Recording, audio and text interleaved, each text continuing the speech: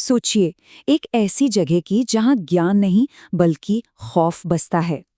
एक ऐसा स्कूल जो दिन के उजाले में तो वीरान रहता है, पर रात के अंधेरे में जिंदा हो जाता है। तो चलिए, आज उस भुताहा स्कूल का दरवाजा खोलते हैं। स्कूल, हाँ, वही जगह जहाँ बच्चे अपने सपने बुनते हैं। लेकिन जरा सोचिए, अगर वही स्कूल एक कब्रिस्तान बन जाए तो? फिर वहां से कोई भी पहले जैसा वापस नहीं लौटता। आज हम एक ऐसे ही स्कूल की कहानी सुनने वाले हैं। ये कहानी है शहर से दूर बने एक पुराने सरकारी स्कूल की। नाम था सरस्वती विद्यालय। पर अब वो सिर्फ एक खंडहर है, एक ऐसी वीरान जगह जिसके बारे में तरह तरह की बातें होती हैं। और इस स्कूल के बारे में सबसे अजीब बात क्या थी पता है? इसे 10 साल पहले, मतलब रातों रात, बिना कोई वजह बताए हमेशा के लिए बंद कर दिया गया था। किसी को कुछ भी नहीं पता चला। तो सवाल तो उठता ही है, आखिर ऐसा हुआ क्या था कि एक चलता फिरता स्कूल यूं वीरान हो गया? आसपास के जो गांव वाले थे ना, वो कहते थे कि ठीक रात के 12 बजे उस खंडेर स्कूल से घंटी बजने की आवाज आती है। एक ऐसी घंटी जो किसी को भी सोने नहीं देती। और इसी डरावनी कहानी में एंट्री होती है अभिषेक की, एक नया टीचर जिसे कुछ पुरानी फाइलों के काम से टेम्पररी तौर पर उस स्कूल में भेजा गया था। गांव वालों ने उसे कितना समझाया, साहब सूरज ढलने के बाद उस स्कूल की तरफ मत जाइएगा। पर अभिषेक, वो तो इन सब बातों पर हंस दिया। उसे लगा ये सब बस अंधविश्वास है और कुछ नहीं। जब अभिषेक शाम को स्कूल के अंदर पहुंचा ना, तो हर चीज पर धूल की एक मोटी चादर चढ़ी हुई थी। ऐसा लग रहा था मानो वक्त वहीं जम गया हो।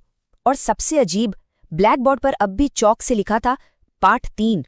वो अपनी फाइलों में ही खोया हुआ था कि अचानक टन टन टन स्कूल की घंटी बजने लगी। और सबसे डरावनी बात ये थी कि उस स्कूल की बिजली तो सालों पहले ही कट चुकी थी। घंटी की आवाज तो बंद हो गई, लेकिन अभिषेक को कॉरिडोर से कुछ और सुनाई देने लगा। कुछ ऐसा जिसने उसके दिल में खौफ का पहला बीज बो दिया।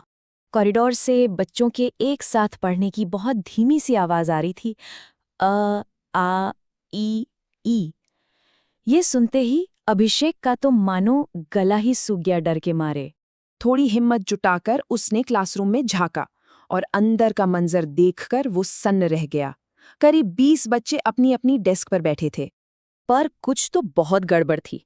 हर एक बच्चे का सिर नीचे झुका हुआ था, जैसे वो सब अपनी कॉपी में कुछ लिख रहे हों। किसी का भी चेहरा नजर नहीं आ रहा था। तभी उनमें से एक बच्चा बहुत धीरे धीरे अपनी जगह पर खड़ा हुआ और उसने अपना सिर ऊपर उठाया। अभिषेक की तो सांस ही अटक गई। उस बच्चे की आंखों की जगह सिर्फ 2 खाली गड्ढे थे जिनसे खून टपक रहा था। और वो बोला, सर, आप देर से आए हो। अब अभिषेक के पास भागने के अलावा कोई चारा नहीं था। वो अपनी जान बचाने के लिए भागा और सीधा स्टाफ रूम में जा घुसा। वहां कांपते हाथों से दराजे खंगालते हुए उसे एक पुरानी धूल से सनी फाइल मिली। एक फाइल जिसमें उस स्कूल का वो भयानक राज दफन था। उस फाइल में जो लिखा था, उसे पढ़कर अभिषेक के पैरों तले जमीन खिसक गई। ठीक 10 साल पहले स्कूल में एक बहुत भयानक आग लगी थी और उस हादसे में 20 बच्चे और एक टीचर जिंदा जल गए थे। लेकिन कहानी का सबसे खौफनाक हिस्सा तो अब आने वाला था। फाइल के आखिरी पन्ने पर लिखा था कि जब आग लगी तब क्लासरूम का दरवाजा बाहर से बंद था। वो सब अंदर फंस गए थे। ये सच जानते ही अभिषेक बाहर की तरफ भागा, पर वो जिस भी दरवाजे को खोलता, वो दरवाजा घूम फिरकर वापस उसी क्लासरूम में खुल जाता। वो बुरी तरह फंस चुका था और घंटी लगातार बज रही थी। तभी कॉरिडोर के अंधेरे में उसे एक परछाई दिखी। एक औरत जिसकी साड़ी जली हुई थी, चेहरा पूरा काला पड़ चुका था। ये वही टीचर थी जो बच्चों के साथ आग में मर गई थी। उसने धीमी डरावनी आवाज में पूछा, बच्चों को पढ़ाओगे नहीं? इसके बाद जो हुआ वो किसी के भी होश उड़ाने के लिए काफी था। अभिषेक को जबरदस्ती टीचर की कुर्सी पर बिठा दिया गया। वो 20 बच्चे उसके चारों तरफ आकर खड़े हो गए और फिर सबने एक साथ कहा, आज आखिरी पीरियड है।